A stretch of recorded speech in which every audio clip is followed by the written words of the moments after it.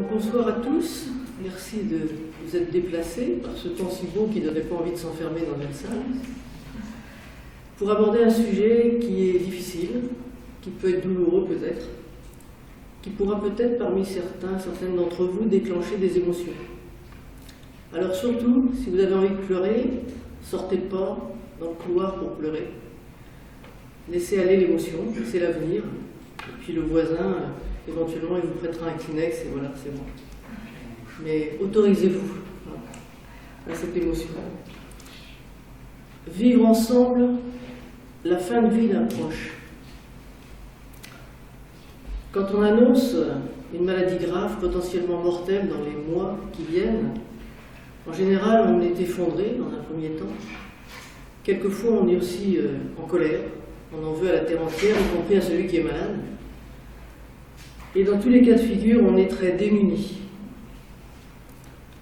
J'ai travaillé longtemps dans un service de soins de longue durée dont j'avais la responsabilité.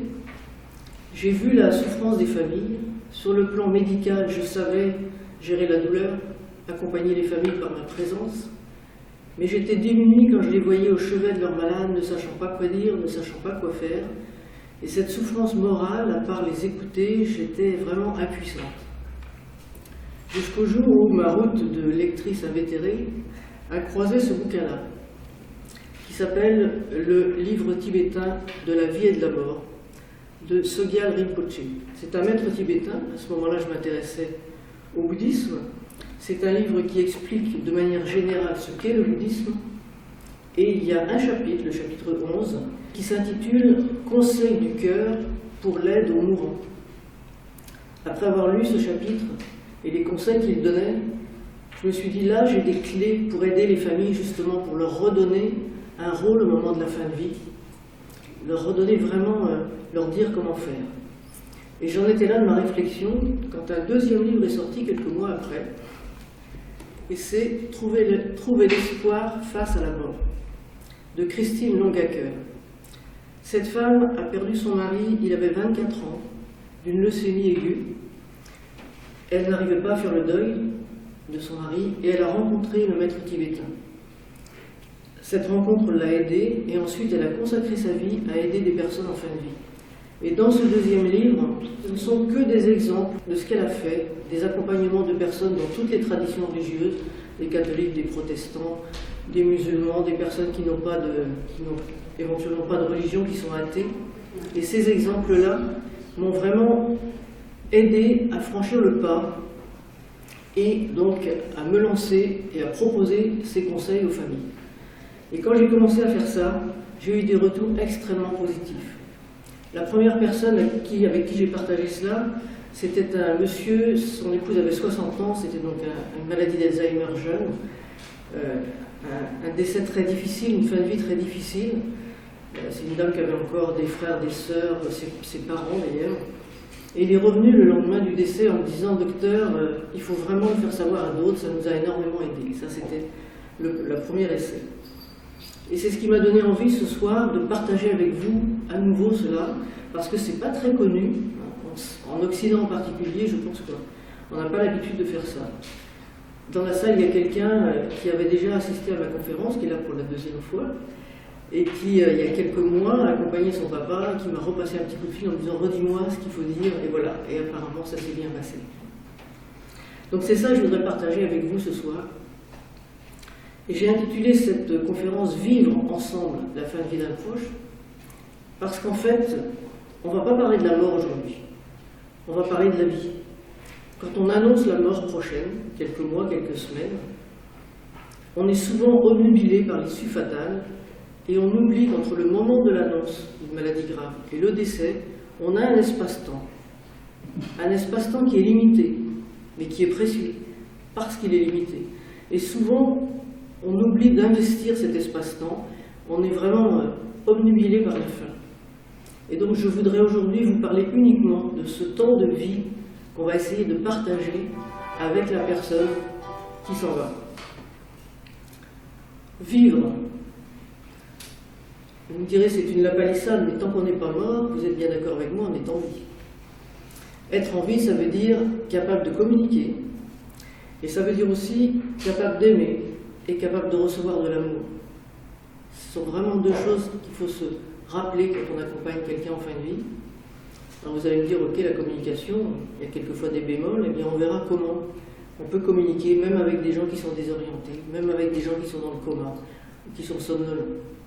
Communiquer, quand on est des êtres humains, on communique par la parole, en général. Quand on est en fin de vie, ça peut être très difficile de parler, pour une raison mécanique. On peut avoir la bouche sèche, on peut avoir des lésions au niveau de la bouche, au niveau de la gorge, on peut avoir peut-être une maladie d'Alzheimer, ne plus trouver les mots, ou avoir fait un accident vasculaire et pour la même raison ne plus pouvoir parler. Donc c'est difficile, ça demande un effort. De même que l'alimentation d'ailleurs chez une personne en fin de vie demande aussi un effort. Ce sont des temps d'effort. Et c'est difficile aussi de parler pour une autre raison, c'est que dans nos générations, et à plus forte raison la génération qui précède la mienne, des gens très âgés qui sont presque centenaires maintenant, on n'a pas été habitués dans ces générations-là à exprimer ses sentiments, à dire ce qu'on ressentait.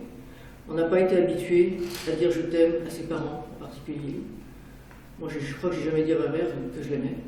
C'est aussi bête que ça, j'ai réussi à lui écrire il n'y a pas longtemps, mais je n'ai pas réussi à le dire.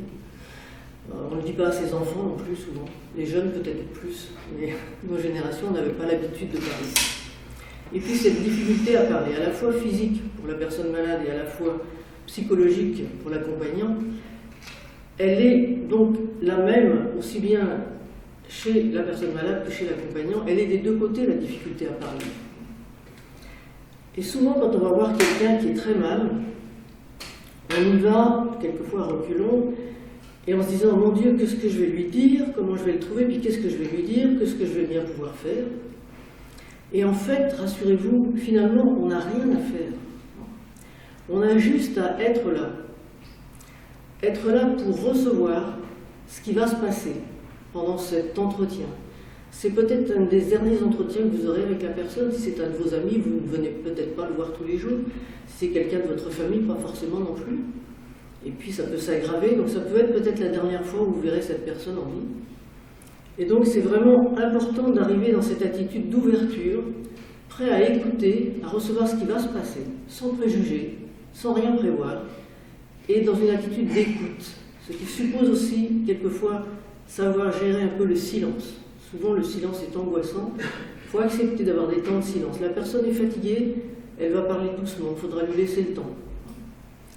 Donc, partir assez détendu, si possible, et en se disant, on verra bien ce qui va se passer, on verra bien ce que la personne va dire. Alors souvent on a peur de ce qu'elle va dire, pourvu qu'elle ne parle pas de sa maladie, trop, un peu, mais pas trop, surtout pourvu qu'elle ne parle pas de sa mort, parce que alors là, je ne sais pas ce que je vais dire.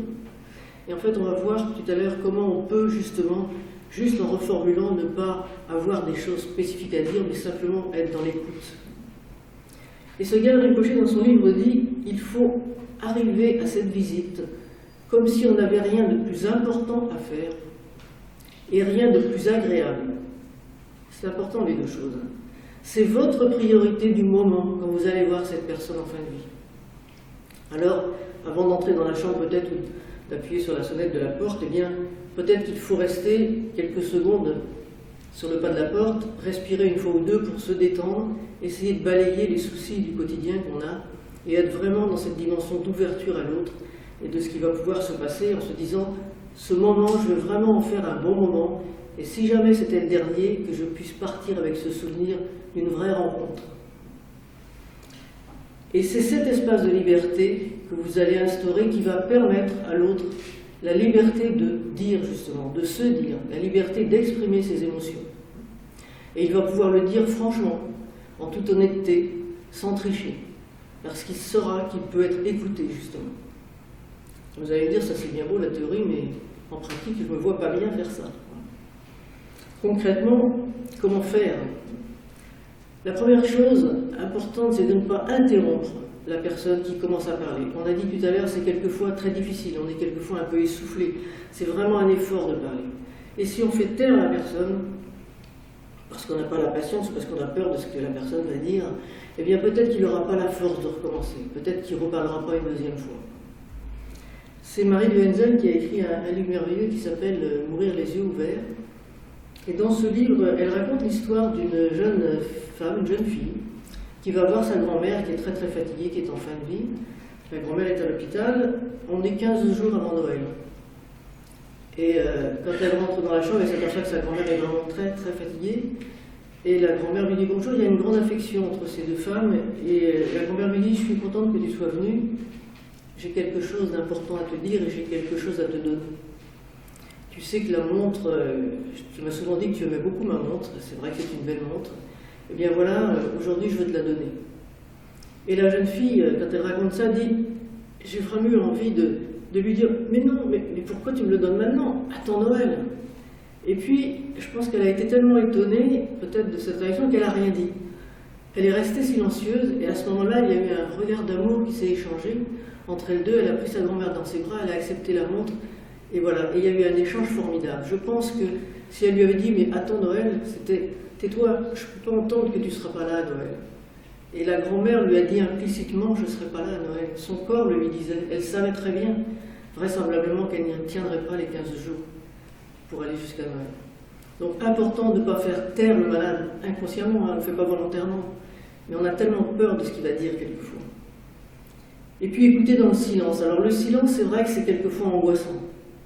Vous avez tous peut-être vécu des réunions où on est autour d'une table, il y a un bâton de parole au milieu, et puis on demande à celui qui a envie de parler de prendre la parole. Le silence devient de plus en plus pesant, et en général c'est celui qui est le plus angoissé, qui n'en peut plus, et qui prend le bâton de parole, non pas parce qu'il a des choses à dire, mais parce qu'il n'en peut plus du silence. On a tous vécu ça. Et il faut essayer de ne pas se paniquer, de rester silencieux auprès d'une personne qui est fatiguée, simplement être là, peut-être même prendre un livre ou une revue de mots croisés si c'est quelqu'un qui vous est proche, dire, ben voilà, je reste un petit peu avec toi, tu n'es pas obligé de parler, si tu as besoin, si tu as envie de parler, on parle, mais je peux simplement être une présence. Hein, et c'est pas toujours évident, on n'a pas forcément l'habitude non plus de rester dans ces temps de silence. Et puis sur le plan pratique, ce qui est important aussi, c'est vraiment d'accepter les émotions de la personne qui est malade. Alors, vous savez qu'on est tous dans 4 états émotionnels, en gros, la joie, la tristesse, la colère et la peur. Si on réfléchit bien, on est toujours dans un de ces 4 registres-là, avec bien sûr toute la gamme dans chaque émotion. Alors, en général, ce qui est le plus dérangeant, c'est souvent la tristesse, quand on accompagne une personne en fin de vie, et puis c'est quelquefois la colère. Alors, ça vous est tous arrivé, je suppose, de vous mettre en colère un jour ou l'autre, de ne pas réussir à maîtriser votre colère, de ne pas réussir à maîtriser vos pleurs, et pourtant vous êtes en bonne santé, et vous aviez l'intention de maîtriser. Alors, quand on est très malade, quand on est épuisé, quand on est fatigué, quand on en a un petit peu marre de tout, quelquefois, eh bien les émotions, on n'arrive pas à les filtrer et elles vont quelquefois littéralement exploser. Si vous êtes là en face, eh bien c'est bien que cette personne ait pu exploser avec quelqu'un pour recevoir cette émotion-là, recevoir cette colère. Ça peut être quelquefois des paroles blessantes. Il faut relativiser. Si c'est vous, la famille, l'accompagnant, vous arrivez, peut-être qu'il s'est passé différentes choses dans la matinée, la personne n'est pas bien, a peut-être souffert, il y a peut-être eu des choses qui l'ont dérangé. Vous arrivez à 14h et vous prenez l'agressivité, la phrase blessante. Ne prenez pas ça pour vous. C'est peut-être pas à vous qu'elle est destinée cette colère. Elle s'exprime parce que vous êtes là à ce moment-là. Ça aurait pu être le médecin, ça aurait pu être l'infirmière, ça aurait pu être le bénévole de soins palliatifs.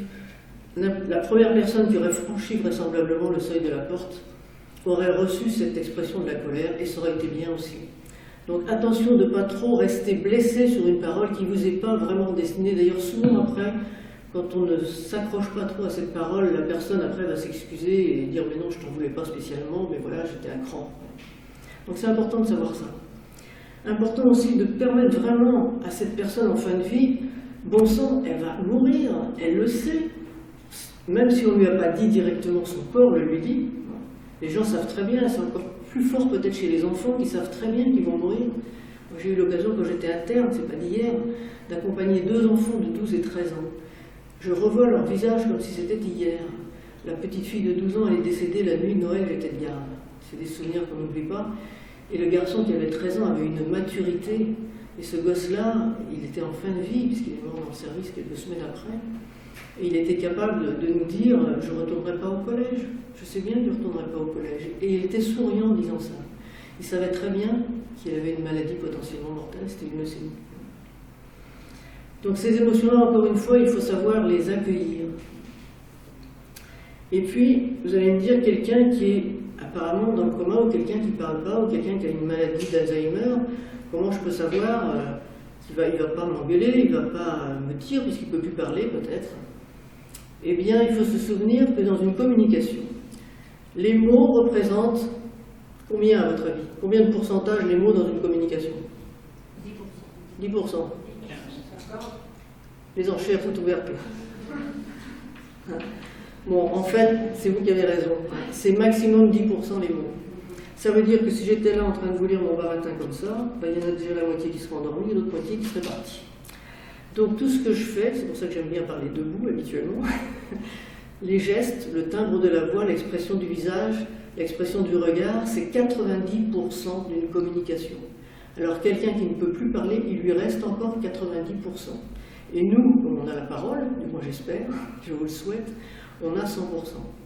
Donc on peut toujours entrer en communication et on peut, en regardant la personne, dire ce qu'elle nous apporte sur un plateau avec son corps. Quelqu'un, vous rentrez dans la chambre, il est reposé, il respire tranquillement, il a un visage détendu, presque un sourire sur les lèvres, il est dans la joie. La joie, c'est la sérénité, il est bien, c'est le bien-être. Vous arrivez, vous le trouvez recroquevillé dans son lit comme s'il appréhendait que quelqu'un rentre, que quelqu'un vienne le déranger, il est dans la peur, peut-être qu'il a vécu quelque chose de douloureux ce matin, ou qu'il a une douleur qui est mal gérée. Et puis si vous le trouvez crispé, prêt dans les starting blocks, prêt à exploser, bien, vous allez voir la colère. Donc vous allez pouvoir voir aussi l'expression de la tristesse de la même façon. Moi je prends souvent le bus, Savane, et je suis quelquefois, je regarde les gens, et je suis quelquefois impressionné par la tristesse qui émane de certains visages. Et quelquefois les personnes en fin de vie expriment vraiment une grande tristesse par leur posture, par leur visage, mais ça suppose de regarder la personne. Alors peut-être que le meilleur conseil, quand vous entrez dans la chambre, c'est de regarder dans quel registre, rappelez-vous, la joie, la tristesse, la colère, la peur, dans quel état émotionnel est cette personne. Et déjà, ça va vous éviter de faire un impair, ça va vous éviter d'arriver, parce que vous êtes en forme, avec un grand sourire chez quelqu'un qui est prêt à pleurer, parce que vous aurez vu, et vous allez aussi mettre des mots sur cette émotion. Vous allez voir la personne très triste, vous allez lui dire « Oh, ça n'a pas l'air d'aller, j'ai l'impression que tu es triste. » Et puis vous attendez. Il faut attendre.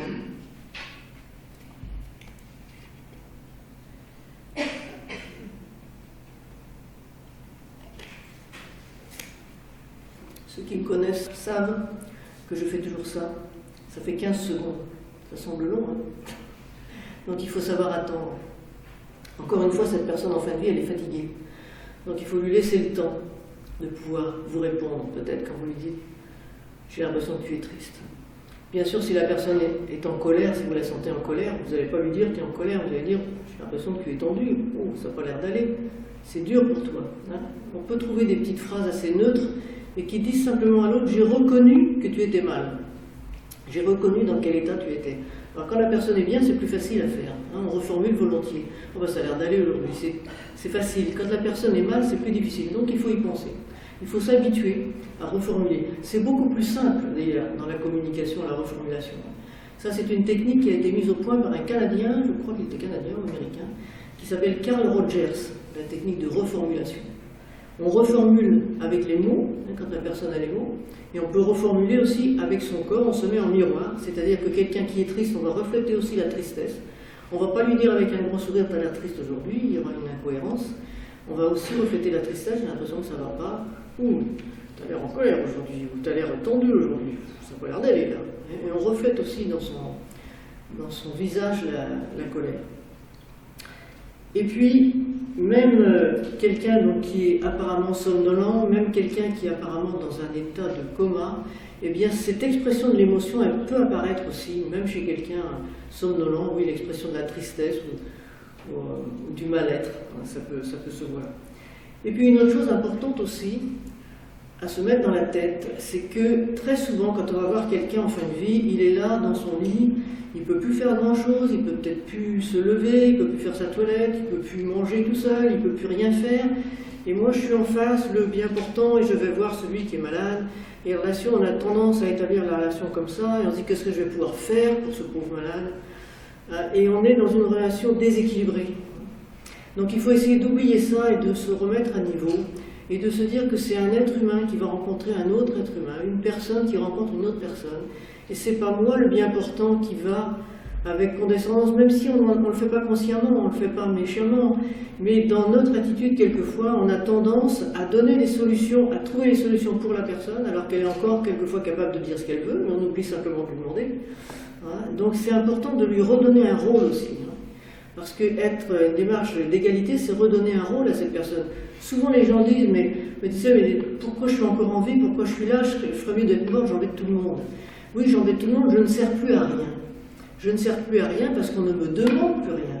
Or, une personne en fin de vie peut énormément aider celui qui va rester. Ça, j'en ai eu plein d'exemples. Et même en tant que soignant, j'ai aussi eu des malades qui m'ont énormément apporté, qui m'ont énormément donné de choses. Donc, oublier cette relation descendante et se remettre à égalité. Et y compris avec quelqu'un qui peut être désorienté quelquefois, c'est important aussi d'avoir cette même démarche. Alors voilà pour ce qui est de la communication, tout au moins des éléments de réflexion pour vous, pour la communication, sachant qu'on peut communiquer jusqu'au bout. Tout à l'heure, je vous donnerai des exemples que j'ai vécu avec des familles qui vous conforteront dans cette démarche. Et puis je vous disais, on est capable aussi jusqu'au bout d'aimer, bien sûr, et de recevoir de l'amour. Alors ce gars, dans son bouquin, il dit, à ce moment-là, la personne qui va mourir, eh bien, elle a besoin de ce qu'il nomme un amour inconditionnel, c'est-à-dire un amour libéré de toute attente. Ce n'est plus le moment de régler ses comptes. On doit accepter l'autre comme il est, le prendre comme il est. On a tous dans notre vie fait des choses bien, fait des choses moins bien. Et c'est important à ce moment-là d'accepter la personne dans son entier, avec son côté positif, son côté négatif. On a tous des parts d'ombre et de lumière. Alors, vous me direz, ok, c'est quelqu'un que j'aime, c'est quelqu'un que j'adore, c'est peut-être mon enfant, c'est peut-être mon père, ma mère, mon frère, ma soeur, mon conjoint. Mais voilà, moi j'ai un contentieux avec cette personne-là. C'est peut-être un parent qui n'a jamais été présent, qui n'était jamais là. C'est peut-être un parent qui était là, mais qui était violent. C'est peut-être un conjoint que je n'ai pas pu quitter, parce que j'avais 4 enfants, je n'avais pas de boulot, et à cette époque-là, on ne divorçait pas. Alors l'amour inconditionnel, waf, il y a plus d'ombre que de lumière. Ça m'est difficile. Alors comment faire dans ces cas-là, quand il y a un vécu un petit peu douloureux avec la personne qu'on accompagne, qui pourtant est un proche, et pourtant on est là. Ça veut dire que si on est là, on a encore quand même de l'amour pour cette personne, sinon on ne serait pas venu. Donc qu'est-ce qu'on peut faire pour aider à donner cet amour à cette personne qui va partir? Eh bien, la première chose, c'est de se dire, cette personne, c'est un autre moi-même, c'est un être humain, je disais tout à l'heure. Et cette personne humaine, elle est comme à peu près tout le monde sur Terre, elle a passé sa vie à chercher à être heureuse. En général, on cherche le bonheur toute sa vie. En ce moment, il y a des bouquins qui sortent tous les jours, comment être heureux. Et c'est vrai qu'on le souhaite tous. Et même si elle a eu beaucoup de choses pas terribles dans sa vie, elle a certainement essayé quelque part de trouver ce bonheur. C'est quelqu'un comme moi, c'est quelqu'un qui a peur, qui a aussi sans doute peur de la mort, qui a eu des peurs dans sa vie comme moi j'ai peur aussi. C'est quelqu'un qui aussi par moments se sent seul, qui a éprouvé sûrement des grands moments de solitude aussi dans sa vie. Bref, c'est quelqu'un comme moi, quoi. C'est un être humain comme moi. Donc elle a les mêmes émotions que moi. Ça c'est le premier élément. Et le deuxième élément, c'est de renverser un petit peu notre regard et de se dire, si c'est quelqu'un comme moi, je vais essayer de me mettre à sa place. Si j'étais à sa place, c'est mon père, il n'a jamais été là parce qu'il a toujours favorisé sa vie professionnelle. Mais quand il était là, c'était génial. Mais seulement, il n'était pas souvent là. Il y a même un moment où il est parti peut-être 5 ou 6 ans. Je ne l'ai pas vu. Si j'étais à la place de ce père, qu'est-ce que j'attendrais de mon fils qu'il me dise? Est-ce que j'attendrais qu'il me dise, ok, c'est vrai, tu n'as pas été souvent là. Mais alors quand tu étais là, waouh, c'est quand même des sacrés bons souvenirs. De quoi j'aurais besoin? Le père qui était violent peut-être. D'accord, ça n'a pas toujours été facile. Mais c'est vrai que maman, elle n'était pas toujours facile non plus. Et puis, elle avait une maladie psychiatrique. Alors, c'était pas facile pour toi non plus. Tu avais un boulot difficile. Alors, oui, tu as fait ce que tu as pu. Peut-être qu'il aura envie d'entendre ça. Donc, se mettre vraiment à la place de l'autre, ça peut aider quand on a eu un petit peu un contentieux, ou que les relations ont été un petit peu difficiles, du fait d'un vécu un peu douloureux. Voilà pour ce qui est de l'amour. Après, bien sûr, on fait ce qu'on peut, hein, et c'est important de se poser pour réfléchir à tout ça. Et il y a une autre chose importante aussi à connaître. C'est Elisabeth Kübler-Ross qui a parlé de ça. Elle a décrit les 5 stades du mourir. Elle a dit quand on annonce une maladie mortelle à quelqu'un, et c'est valable aussi pour la personne qui accompagne, on passe par 5 stades. Alors bien sûr c'est de la théorie, on ne passe pas forcément dans l'ordre par les 5 stades, mais elle décrit ça comme ce qui est le plus courant. Le premier stade, on vous annonce que vous avez un cancer, que c'est grave, que vous avez peut-être plus que 3 mois à vivre. Eh bien, la première réaction, c'est de dire c'est pas possible, c'est le déni. C'est pas possible, c'est pas à moi que ça arrive. De toute façon, cette Bible-là, déjà, je l'aime pas trop, j'avais envie d'en changer. Ben, ça va être le moment.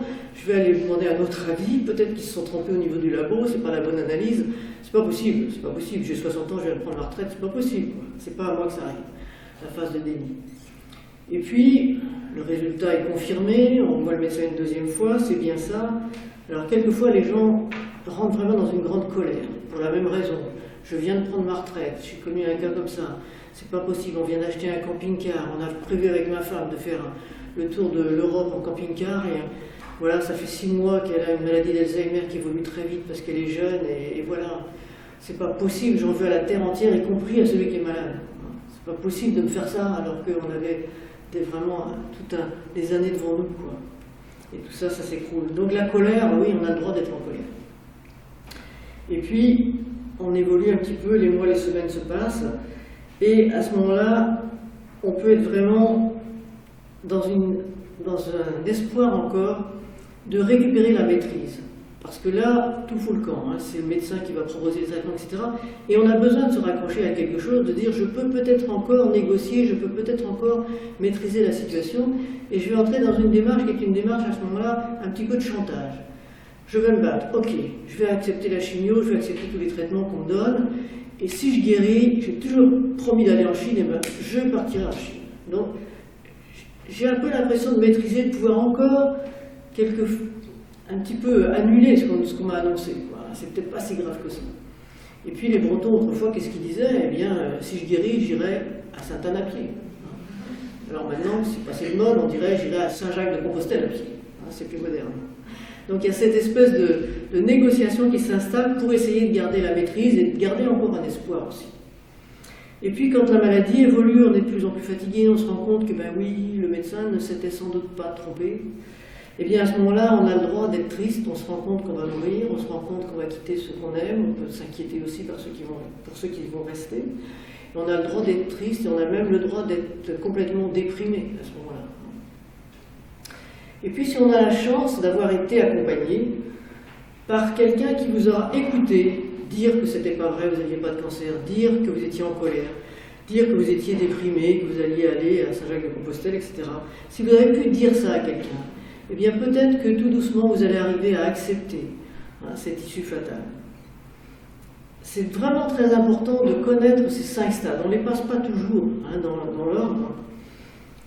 Certains peuvent rester bloqués quand ça va très vite sur la phase du déni. Moi j'ai connu un monsieur, sa fille est là ce soir. Et ce monsieur, on lui a annoncé un cancer généralisé, il a été balayé en 3 semaines, il est rentré à l'hôpital pour des métastases pulmonaires. Il n'a pas pu parler de sa maladie, parler de sa mort prochaine, et jusqu'à la veille de son décès, il a dit à ses enfants, tout va bien, je rentre à la maison demain. On ne peut pas faire avancer les gens plus vite que la musique. La seule façon de faire avancer dans les stades, c'est d'écouter la personne dire le stade où elle en est. Parce que les psychiatres pourraient vous expliquer que c'est un mode de défense. On m'annonce une catastrophe. J'ai un moyen de survie face à cette catastrophe, c'est peut-être dans un premier temps de dire c'est pas vrai. Et je m'accroche à ça parce qu'autrement, je ne peux pas vivre. C'est vraiment un mode de défense et un moyen de survie. Donc on ne peut pas enlever ce moyen de survie à la personne. Il faut le respecter et lui permettre de dire ça, même si on n'est pas d'accord. Et dans une famille, j'ai souvent vu le conjoint, par exemple, qui est médecin, qui sait parfaitement, qui a accepté parce qu'il sait, et puis un des enfants qui dit c'est pas vrai, il faut aller voir un autre médecin, c'est pas possible, un troisième qui va avoir une autre démarche, qui va complètement déprimer, qui pourra même plus venir voir son père, et quelquefois les gens se disputent en disant mais tu comprends pas qu'il est en train de mourir, mais tu vois pas, et la personne ne peut pas voir simplement, parce que psychologiquement elle est bloquée au stade du déni ou à un des différents stades. Donc c'est vraiment important que vous sachiez ça. Dans une famille c'est important, on n'est pas tous sur la même longueur d'onde. Et donc respectez le frère, la sœur, le parent qui n'est pas d'accord avec vous, qui ne vit pas, qui ne réagit pas de la même façon. Ça, c'est vraiment, je l'ai vraiment expérimenté avec les familles que j'ai accompagnées, c'est vraiment important de savoir ça. Voilà pour le vivre. Vivre ensemble. On est avec cette personne gravement malade, et très souvent, on a le malade d'un côté, il est avec sa maladie, sa tristesse, ses soucis, et nous, on est de l'autre côté. Deux planètes séparées, on n'arrive pas à communiquer. Chacun reste avec sa douleur, avec sa souffrance, et il n'y a pas de pont. Alors c'est vraiment important de pouvoir trouver un moyen de vivre ça ensemble. Combien de fois j'ai vu des gens vraiment isolés, incapables, au pied du lit de la personne qui allait mourir, et depuis des semaines, quelquefois sans pouvoir parler de ce qui allait se passer, ni maintenant, ni ce qui allait se passer après. Donc c'est vraiment important d'essayer de créer ce lien pendant, encore une fois, le temps il est compté. C'est quelquefois des semaines, ou voire des jours. Donc la première chose à faire, ça va être de réconforter la personne malade. Alors, non pas comme on le fait souvent, ne t'inquiète pas, ça va aller mieux, et puis tu as un très bon médecin, on va te mettre dans un service formidable, c'est les derniers traitements à la pointe, tu es en CHU, si tu n'y es pas, on va t'y envoyer, voilà. Souvent on essaie de réconforter comme ça, t'inquiète pas, ça va aller mieux. Et la personne sait très bien que ça ne va pas mieux. Son corps le lui dit. Au contraire, il faut la réconforter en lui disant ce que tu exprimes, c'est normal. Tu es triste, c'est normal. Tu as le droit d'être triste. Bon sang, si j'étais à ta place, je le serais aussi.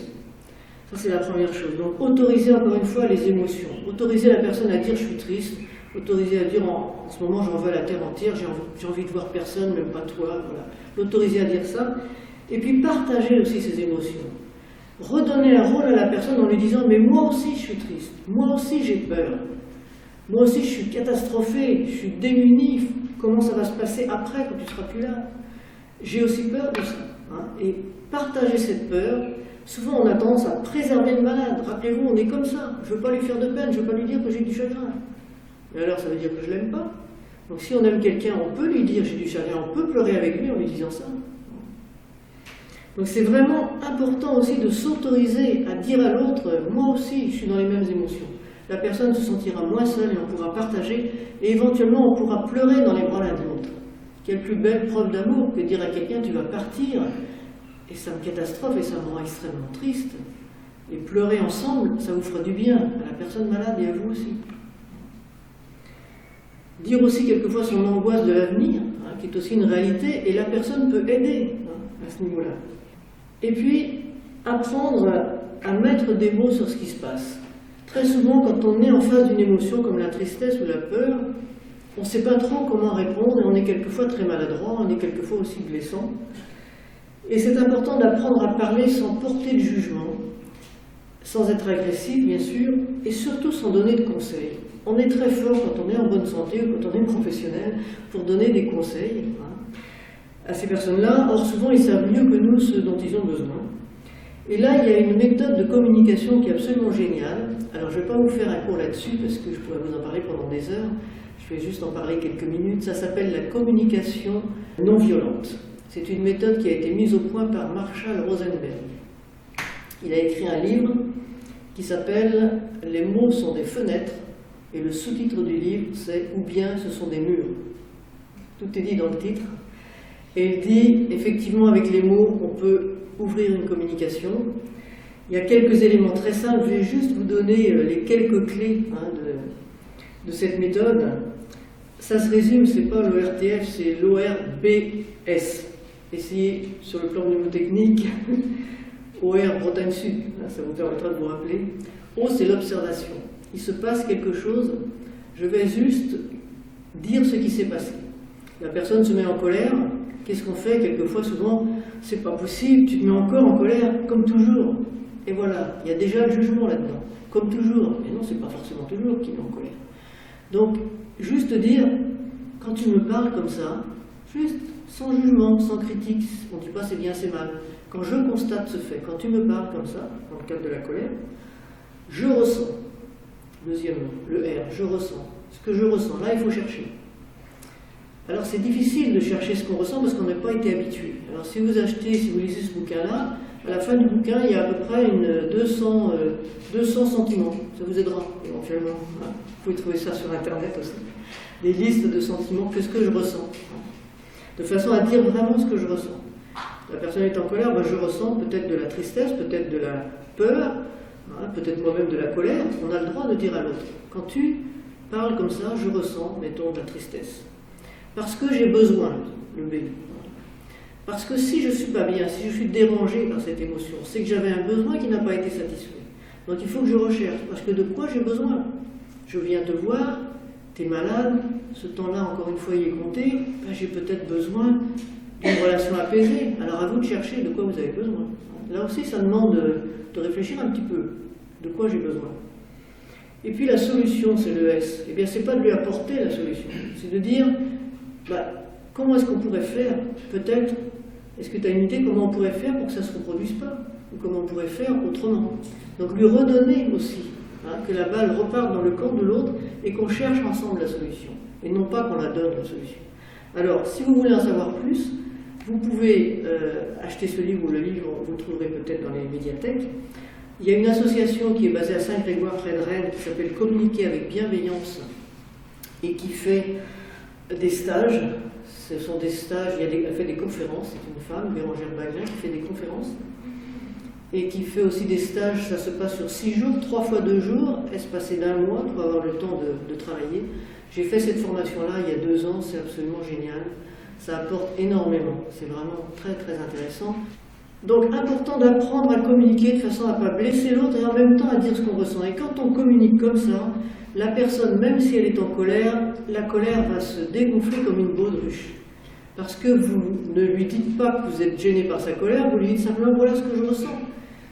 Vous vous placez de votre point de vue à vous et ça change complètement la donne. Donc apprendre à communiquer comme ça, le bouquin il est très bien fait, très facile à lire. Et puis qu'est-ce qu'on va pouvoir partager? Eh bien on va pouvoir partager aussi des souvenirs. Sogyal Rinpoche cite l'exemple d'un couple, ça se passe en Angleterre, vous savez qu'ils avaient une longueur d'avance sur nous, les Anglais, pour l'accompagnement des soins palliatifs. Et c'était donc dans un service de soins palliatifs, un monsieur d'une 60aine d'années qui rentre dans ce service, il lui restait quelques semaines à vivre, et l'infirmière le voit avec son épouse vient le voir tous les jours, ils parlent beaucoup ensemble, ils pleurent beaucoup ensemble, ils ont l'air de manipuler des documents, de regarder des photos peut-être, et il se passe 2-3 jours. Et puis le 4e jour, la dame arrive très souriante, et l'infirmière les voit très détendus tous les deux, très souriants, et quand la dame s'en va le soir, elle lui dit, elle l'arrête dans le couloir, elle lui dit, il faut que vous m'expliquiez, là ça fait 3 jours que je vous vois en souffrance, je n'ai pas voulu vous déranger, maintenant vous avez l'air radieux tous les deux. Et la dame lui dit, bah oui, parce qu'effectivement on a fait un petit peu le bilan de notre vie, on a revu des photos, ça nous a fait pleurer effectivement, parce qu'on sait que c'est du passé, qu'on ne revivra pas ça. D'un autre côté, on sait que ça, personne ne pourra nous enlever ça, tout ce vécu commun. Hein. Et puis mon mari a fait les papiers, a fait son testament, parce que les enfants sont un petit peu éloignés, donc on a réglé tous les papiers. Et ils ont commencé dans ce service à faire leur deuil tous les deux, finalement, ensemble. Donc c'est vraiment, ce sont des exemples, c'est du vécu, hein, ce qu'il y a dans le bouquin là, ce qu'il y a dans le bouquin de Christine Mangaker et les exemples dont je vais vous faire part tout à l'heure aussi. Et donc régler des affaires non terminées, ça peut être important. Se réconcilier quelquefois avec quelqu'un avec qui on n'était pas très bien, ça peut aussi être important et permettre de partir tranquille. Et puis souvent aussi, on se pose la question, quand on accompagne quelqu'un en fin de vie, de la vérité. Est-ce qu'il faut dire la vérité à la personne? Alors j'ai envie de vous dire oui. Oui, parce que la personne le mérite. On est affaibli physiquement, ça ne veut pas dire qu'on n'est plus bon à recevoir une information quelconque, mais avec un gros mais, c'est-à-dire qu'on va le dire avec tact, on va le dire avec bienveillance, avec amour. Hein, et on ne va jamais dire au-delà de ce que la personne peut entendre. Il n'est pas question de balancer, entre guillemets, un diagnostic, de dire tu vas mourir. Et il faut savoir là aussi utiliser la reformulation. Parce que quelquefois, quand la personne pose la question est-ce que je vais mourir, ou dit je vais mourir, on ne sait pas si on ne reformule pas ce qu'il y a derrière. Alors je vais vous citer un exemple vraiment que j'ai jamais oublié. Je remplaçais ma collègue, moi j'étais en long séjour, je m'occupais des personnes désorientées, ma collègue s'occupait des gens qui étaient bien dans leur tête. Et c'était son jour de congé, l'infirmière me dit il faut que vous voyiez madame Intel. Depuis ce matin, elle a dit à 3 personnes différentes je vais mourir aujourd'hui, elle est recroquevillée au fond de son lit, presque sous les draps.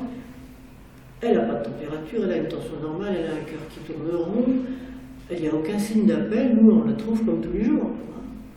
Mais quand même, on préfère vous la voyez.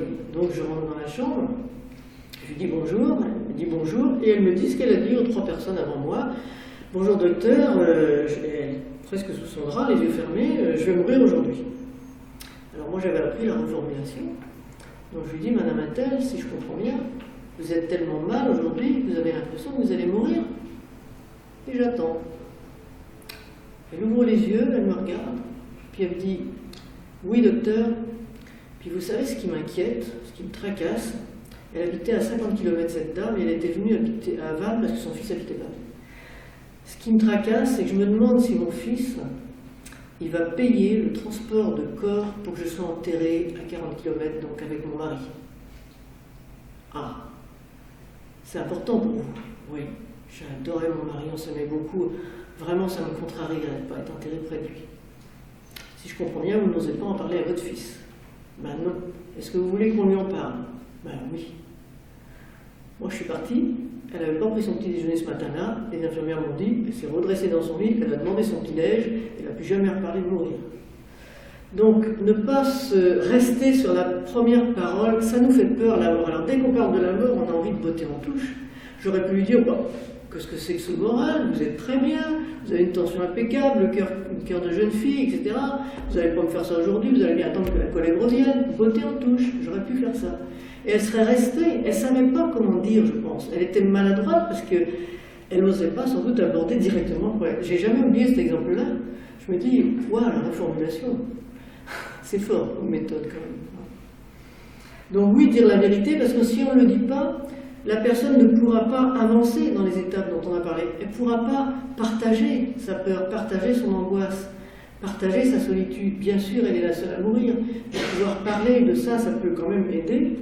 Et puis elle n'osera pas non plus en parler à la famille, pensant que la famille n'est pas capable d'assumer ça. Peut-être qu'ils ne sont pas capables en face, ils n'ont pas envie d'en parler, ils ne sont pas capables, donc je les préserve aussi. Chacun préserve l'autre et chacun reste sur sa planète. Et on oublie de communiquer. Ça empêchera aussi peut-être des réconciliations, de résoudre des problèmes, y compris des problèmes matériels. Je vais vous citer un autre exemple parce que c'est flagrant. On m'a raconté ça, c'est un monsieur qui vivait en concubinage depuis 20 ans, il avait donc une compagne. Ils habitaient ensemble dans la maison qui appartenait au monsieur, maison magnifique, piscine et tout, des gens qui avaient un niveau social très aisé.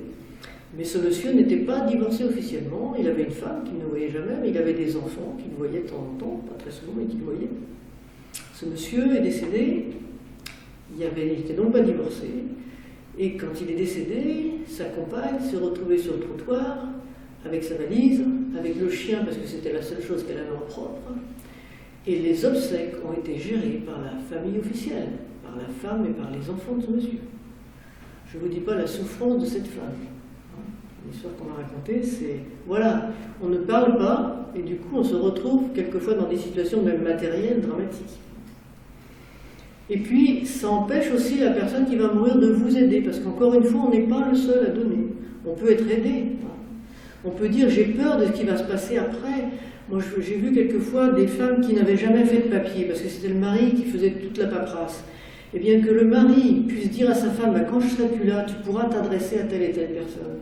Moi, j'ai un ami très proche qui a dit ça à sa femme, qui lui a dit, bah, écoute, je sais que tu es capable de gérer la comptabilité, la banque, je vais t'expliquer, mais pour le reste, pour les impôts, tout ça, tu iras voir monsieur Intel, parce que tu sais que c'est un ami, et je lui en ai parlé, voilà.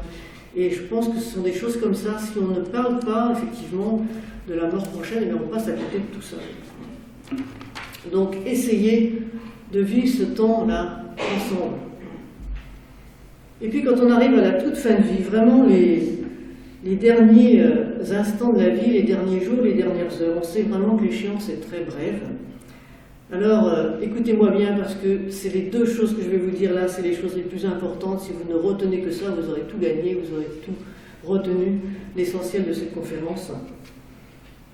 Quand la personne arrive en fin de vie, la crainte de la famille, c'est souvent la crainte de la souffrance. Je ne veux pas qu'il souffre, j'ai peur qu'il souffre. Et j'ai peur qu'en fin de vie, on le laisse mourir de soif. Alors, la peur de la douleur, actuellement on a les moyens de gérer la douleur et il faut savoir le réclamer au médecin qui s'occupe de la personne. Hein, on peut le faire, on sait le faire. Alors en gériatrie, c'est vrai que c'était très facile, mais moi j'utilisais volontiers la morphine. En plus, en gériatrie, c'était des doses presque homéopathiques qui marchaient très bien, ça soulageait des personnes. On peut être douloureux, même si on n'a pas de cancer, simplement parce qu'on est maigre, parce qu'on ne peut plus se bouger, qu'on ne peut pas changer de position. Et un tout petit peu de morphine, ça peut aider. La morphine ne tue pas, qu'on se le dise. Exemple, j'ai une patiente qui était douloureuse, je faisais ma contre-visite, et je dis à l'infirmière, on va la mettre sous morphine ce soir et je préviendrai la famille demain, j'avertirai la famille demain. Car quand je mettais quelqu'un sous morphine, je prévenais la famille parce que quand on mettait les gens sous morphine, souvent, quelques nuits avant, ils avaient mal dormi et quand la famille arrivait, les patients étaient somnolents. Et donc je leur disais, ne vous inquiétez pas, il dort, il récupère, mais vous pouvez le réveiller. Il faut le réveiller pour parler avec lui. Il n'y a pas de souci, il redormira bien la nuit prochaine. Vous pouvez le réveiller, le stimuler et parler avec lui.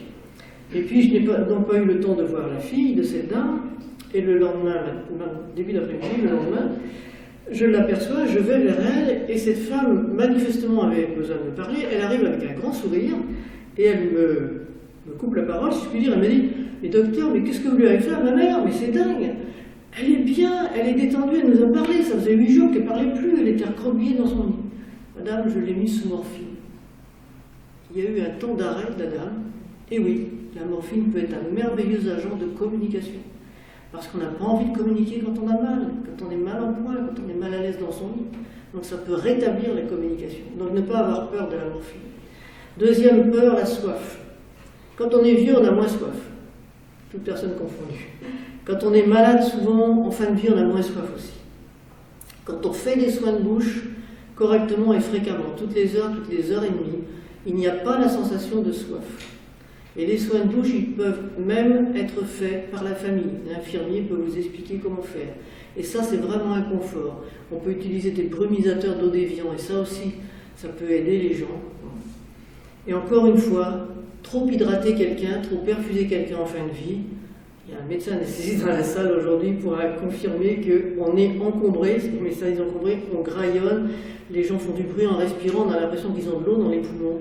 Et en fin de vie, il faut souvent mieux ne pas hydrater la personne, ou très très peu, en tous les cas. Donc n'ayez pas peur de la soif en fin de vie, c'est les soins de bouche qui sont prioritaires à ce moment-là. L'autre chose que dit Sogyal, et c'est là que j'arrive à la partie vraiment importante de cette conférence, il dit la personne qui va partir, qui va mourir dans les heures ou les jours qui viennent, là, elle a besoin que les gens qui lui sont chers, que les personnes qui lui sont proches, lui disent deux choses, mais vraiment explicitement. Et c'est de ces personnes proches dont elle a besoin d'entendre ça. La première chose, c'est « t'es tellement mal, tu peux partir, tu peux laisser aller ». En quelque sorte, autoriser l'autre à mourir. Et la deuxième chose, très importante aussi, ne t'inquiète pas pour ce qui reste. J'ai vu une dame de 98 ans s'inquiéter pour sa fille de 75, qui avait toujours été célibataire, qui avait toujours vécu avec papa-maman. Et cette dame de 95 ans, qui était vraiment en fin de vie, et qui était très consciente, et qui parlait, m'avait exprimé cette crainte, comment ma fille va se débrouiller après. Et donc c'est important de rassurer. Et cette fille, je vous ai dit que le premier cas où j'ai expliqué ça à une famille, c'était la personne jeune, et c'était le deuxième essai que je faisais, de donner ce conseil. Et cette fille, elle était dans mon bureau, et j'étais en train de lui expliquer, je n'avais pas l'habitude d'expliquer ça, c'était que la deuxième fois que je le faisais, donc j'essayais de trouver les bons mots, et elle m'interrompait très très souvent. Vous savez, quand mon père est mort, c'est ma mère qui a géré les obsèques, moi je ne sais pas comment je vais faire, j'ai jamais fait ça. Et j'ai réessayé de lui expliquer, il faut dire au revoir, etc. Et elle me réinterrompait. Et vous croyez qu'il faut que je ramène ma mère chez elle ou je la laisse?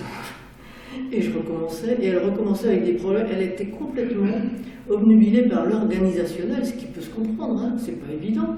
Elle n'avait jamais eu l'occasion de gérer ça. Elle a quitté mon bureau et je me suis dit, pas facile quoi, d'expliquer ça aux gens.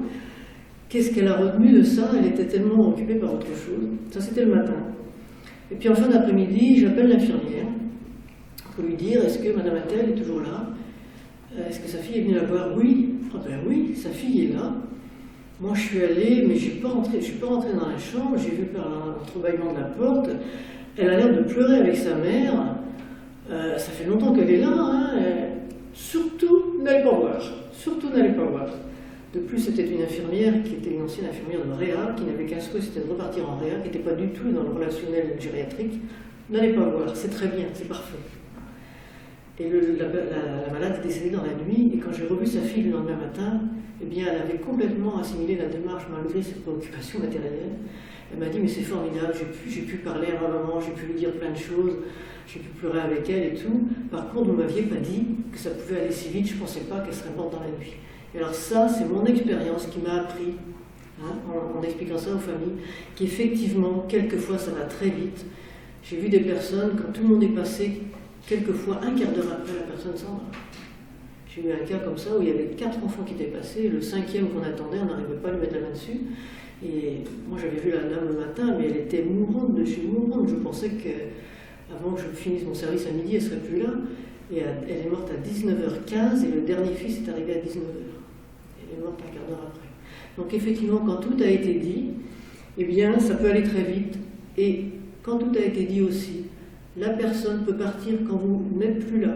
Vous avez passé le jour, la nuit, vous partez prendre un café, ou boire un verre d'eau et la personne s'en va à ce moment-là. Ne culpabilisez pas, c'est même bien, quand tout a été dit, de partir, aller prendre un café, sortez un petit peu. C'est quelquefois plus facile de lâcher prise quand la personne qu'on aime n'est pas là. C'est difficile de quitter ce qu'on aime. J'ai vécu ça avec ma grand-mère. Elle avait fait une énième insuffisance cardiaque, elle était à l'hôpital. Ma mère était restée avec elle toute la nuit.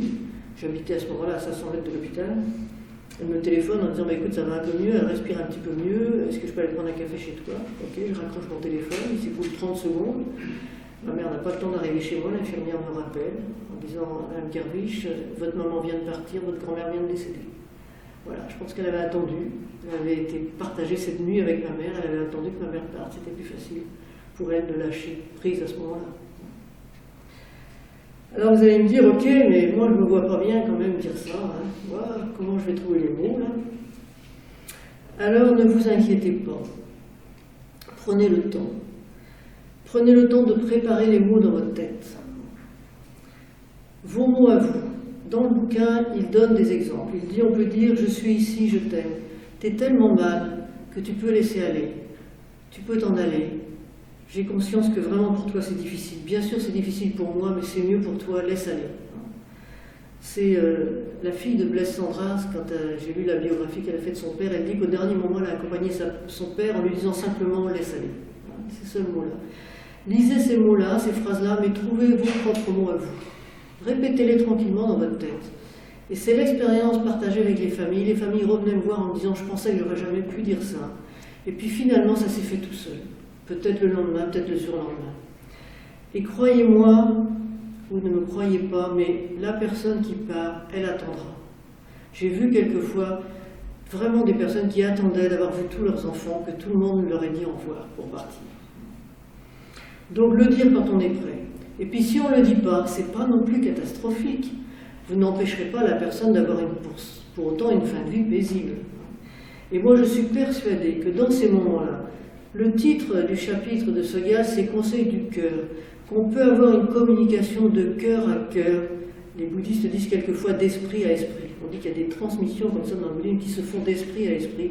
Je pense que même sans les mots, si vous êtes à côté de la personne, il y a des choses qui se ressentent. Sans parler de télépathie, je pense qu'il y a des choses qui peuvent passer, simplement dans une présence indépendamment des mots.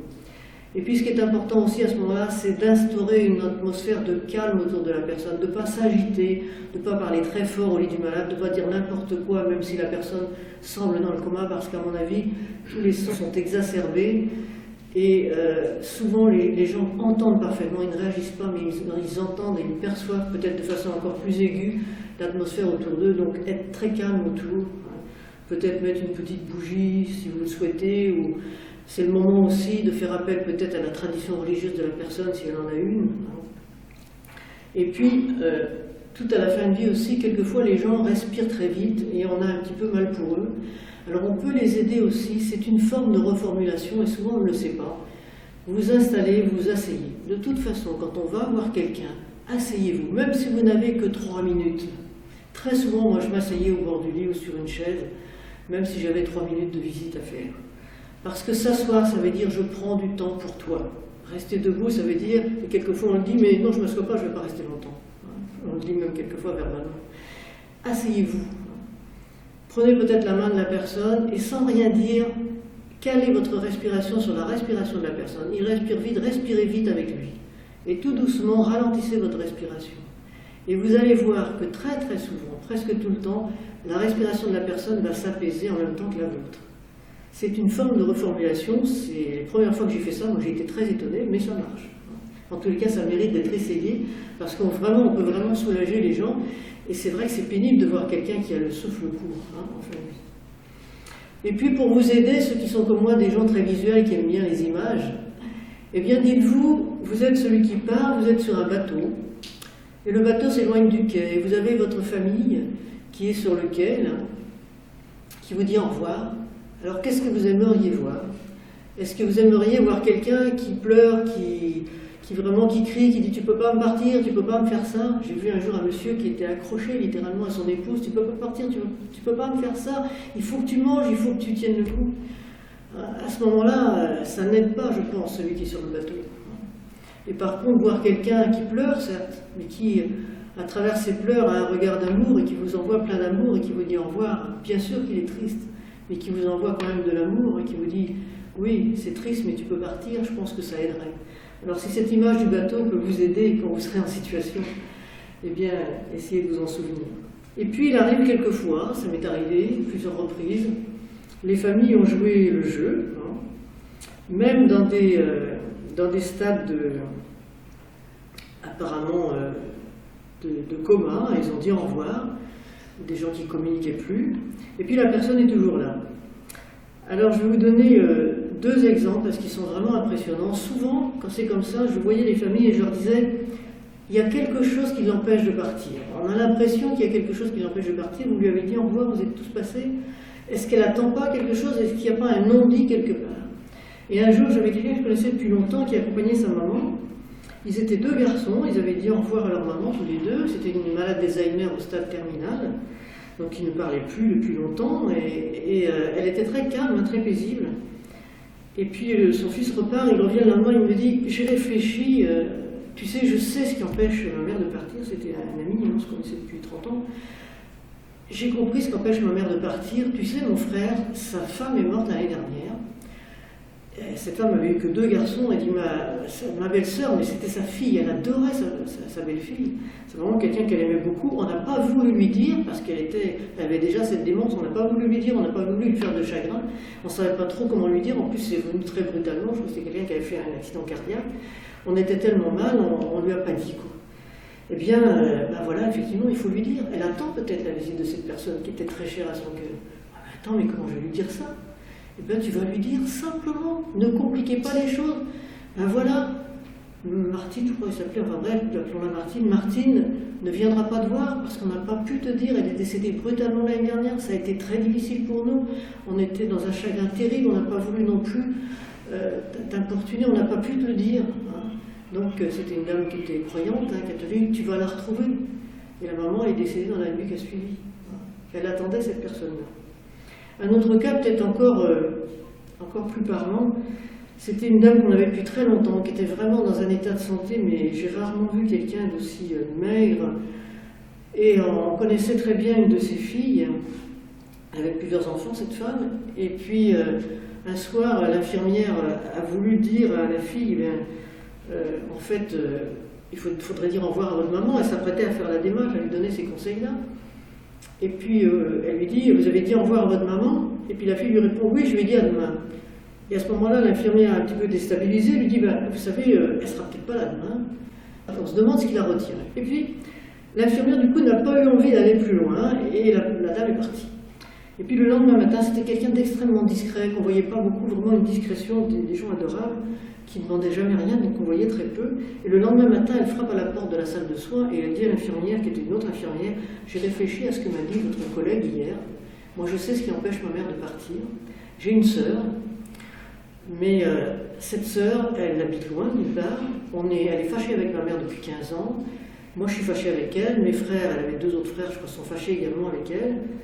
On peut vous donner, est-ce que vous pouvez l'appeler? On peut vous donner son téléphone, mais nous, on ne peut pas l'appeler.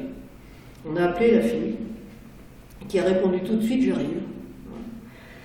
Le temps que je règle quelques problèmes, c'est quelqu'un qui avait qui était cadre dans une entreprise, donc il fallait qu'elle résolve quelques problèmes. Elle a pris la route de nuit, elle est arrivée le lendemain matin. Qu'est-ce qu'elle a dit à sa mère? Je ne sais pas, moi je lui ai dit, donné les consignes, il faudrait dire au revoir à votre maman, je pense qu'elle vous attendait. Cette dame avait une démence depuis pas mal de temps, ne parlait plus du tout, était vraiment dans le coma, elle était sous morphine. Elle est restée 2 jours au chevet de sa maman. Et puis au bout du 2e jour, elle m'a dit, docteur, il faut que je reparte parce que mon travail, je ne peux pas m'absenter plus de 2 jours. Donc elle est repartie, et la maman est décédée dans la nuit, et le lendemain, c'était un samedi matin, je me souviens, j'étais bien. Et la fille qu'on connaissait bien est revenue me voir pour prendre le certificat de décès. Et je la revois avec des larmes dans les yeux et dans la voix me dire, docteur, il faut que je vous dise quelque chose. Vous savez, ma sœur, elle va revenir pour les obsèques. Elle va dormir chez moi. On s'est réconciliés. Voilà ce qui peut se passer au chevet d'une personne qui est dans le coma, qui est démente, qui ne parle plus, qui apparemment ne communique plus. Il s'est sûrement passé des choses. Et en tous les cas, cette réconciliation de la famille, ça aussi, je n'ai jamais oublié. Donc effectivement, quel que soit l'état de la personne, on peut communiquer, on peut dire des choses. Et puis vous allez me dire, le retour, cette femme, elle n'a pas parlé, elle n'a rien dit à sa fille, parce qu'elle était incapable de parler. Et souvent, on aborde le problème de la démence, et on se dit, mais quelqu'un de dément, mais est-ce qu'il va vraiment comprendre? Parce que non seulement il est dans le coma parce qu'il n'est pas bien, mais en plus, déjà avant, j'étais pas sûre qu'il comprenait ce que je disais, même il y a quelques mois. Alors un autre exemple encore. C'est une dame qui est chez nous depuis une dizaine d'années. Elle est arrivée, elle était valide. Cette dame, elle a eu 7 enfants. Elle a perdu son mari il y a 3 ou 4 ans. Les enfants sont dispersés dans toute la France et il y a une fille qui habite Vannes et avec laquelle on a des relations privilégiées simplement parce que la fille est proche. J'explique à la fille qu'il faut qu'elle dise au revoir à sa maman, etc. Qu'elle fasse la démarche au nom de ses frères et sœurs qui sont très loin. Ça, on peut le faire aussi. J'ai eu les frères et sœurs au téléphone, ils te disent tous au revoir. On peut être délégué, si je puis dire. Ça peut très bien se faire comme ça. Et puis dans la conversation, elle me dit, mais vous savez que ma mère a perdu 2 enfants. Un bébé qui avait, je crois, 18 mois, et puis un jeune adulte, une vingtaine d'années, accidentellement, je crois. Et c'était vraiment un sujet tabou. Jamais on a eu le droit de parler de ces 2 décès. C'était sans doute trop douloureux pour ce couple qui ne pouvait pas parler du décès de ces enfants-là. Et à ce moment-là, je lui dis à la fille, peut-être ce serait bien de casser le tabou, de casser cette douleur que cette femme porte en elle depuis des années. Elle avait 92 enfants. Et le lendemain, je revois la fille qui me dit, il faut que je vous raconte ce qui s'est passé, mais c'est dingue. J'ai été voir ma mère, donc elle était en fin de vie, elle était dans un état comateux, les yeux fermés. Depuis 1 an, cette femme n'avait plus prononcé aucun mot intelligible. Pendant un certain temps, elle disait des mots qu'on ne comprenait pas, et depuis 1 an, elle ne disait plus rien. Elle était donc dans un pré-coma, aucune réaction, les yeux fermés. Je me suis approchée de ma mère, j'étais presque dans le lit avec elle. Je lui ai dit au revoir, je lui ai dit qu'elle pouvait partir, qu'elle ne pas s'inquiéter pour nous, ses enfants, et je lui ai dit qu'elle allait retrouver, je ne me rappelle plus du prénom des enfants, et dit à ce moment-là, ma mère a ouvert les yeux. Elle m'a regardé, pas un regard comme quelquefois les patients Alzheimer, un regard dans le vague, un regard très précis. Elle a regardé sa fille intensément, et vous savez ce qu'elle lui a dit? J'espère. C'est pas n'importe quoi. Elle est où la démence? Et là, je rejoins Louis Ploton, qui est un psychiatre de Lyon qui a énormément travaillé avec ces patients-là. Et Ploton dit, les patients Alzheimer, ils n'ont rien perdu dans la tête, ils ont perdu l'accès. Alors cette femme, je pense qu'effectivement, elle avait retrouvé l'accès de son cerveau. Et moi, j'avais une infirmière avec qui je travaillais très bien en accompagnement fin de vie, et qui quelquefois me disait, Monsieur Attel, il va partir, il est clair ce matin. Des patients désorientés qui tout d'un coup retrouvaient une forme de lucidité dans les dernières heures ou les derniers jours. Alors oui, on peut parler à quelqu'un qui a une maladie d'Alzheimer, qui a une tumeur au cerveau, quelle que soit la pathologie en fait. On peut toujours lui parler et on peut toujours avoir des retours. Alors là, c'est un retour verbal, complètement inattendu. J'étais aussi étonnée que la fille. On peut avoir un retour par le corps. Une autre dame qui venait voir son mari, ça faisait 3 ans qu'il était chez nous. Il communiquait très peu avec sa femme. C'était un couple qui n'avait pas d'enfant. Et cette femme habitait assez loin, elle venait tous les 15 jours voir son mari, il lui disait rien, la communication était vraiment très difficile. C'est comme s'il avait été gêné d'être handicapé. Il avait aussi une maladie d'Alzheimer. Et le tout dernier jour, sa femme lui a dit au revoir, et elle est venue me voir le lendemain en me disant, vous savez, j'ai écouté vos conseils, j'ai dit au revoir à mon mari, je lui tenais la main. Là aussi, c'est quelqu'un qui ne parlait plus. Lui, il n'a pas ouvert les yeux, il n'a rien dit. Elle m'a dit, je suis sûre qu'il m'a entendu parce qu'il m'a serré la main très fort à ce moment-là, quand je lui ai dit au revoir. Donc le retour, elle l'a eu par ce serrement de main. Et cette femme que j'avais vue souffrir pendant 3 ans de cette non-communication est venue me dire ça avec un sourire. Parce que je revoyais les gens apaisés, quelquefois souriants en venant chercher le certificat de décès. C'est vraiment quelque chose qui me faisait dire, mais j'ai raison de leur dire ça. Et c'est pour ça que je suis là ce soir. Parce que j'ai eu plein de retours des familles. Donc voilà, pour ce qu'on peut faire vraiment en fin de vie, c'est vraiment important. Dire tu peux partir, t'inquiète pas pour ce qui reste. Et puis, la mort d'un proche, eh bien, c'est un proche par définition. Donc ça nous interpelle. Et ça nous renvoie aussi à notre propre mort, quelque part. Quelquefois assez violemment, quelquefois avec de la peur. On a peur de la mort de l'autre, mais on a aussi peur de sa propre mort. Mais affronter cette peur, c'est aussi commencer quelque part à s'en libérer.